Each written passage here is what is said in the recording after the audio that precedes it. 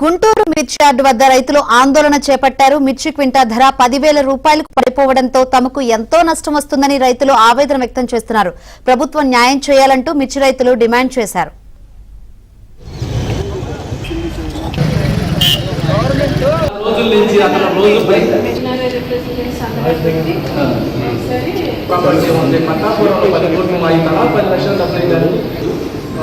కుర్చీలు పెట్టి మూల మీద అమ్ముకుంటాం రైతులకు ఇద్దరు మీద వచ్చిన డబ్బులు. గుంటూరు మిర్చి యార్డు సెక్రటరీ ఆఫీస్ వద్ద రైతులు ఆందోళన చేశారు. గతంలో రైతుల నుంచి మిర్చి కొనుగోలు చేసిన తర్వాత మిర్చి వ్యాపారులు ప్రామిసరీ నోట్లు ఇచ్చారని రైతులు చెప్పారు. అయితే ఇప్పటి వరకు డబ్బులు ఇవ్వకుండా మిర్చి వ్యాపారులు వేధిస్తున్నారని రైతులు ఆవేదన వ్యక్తం చేశారు. తమను మోసం చేసిన విజయ్ భాస్కర్ ట్రేడర్స్ పై చర్యలు తీసుకోవాలని రైతులు డిమాండ్ చేస్తున్నారు.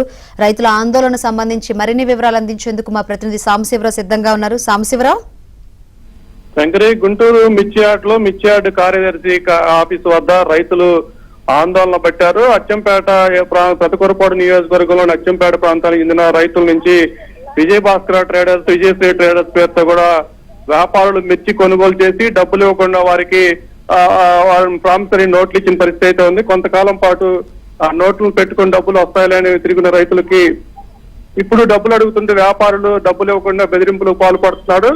రౌడీలతో తమని కొట్టించారంటూ కూడా రైతులు ఆవేదన చెందుతూ ఈ రోజు మిర్చి సెక్రటరీ కార్యాలయం వద్ద కూడా బైఠాయించి ఆందోళన చేశారు.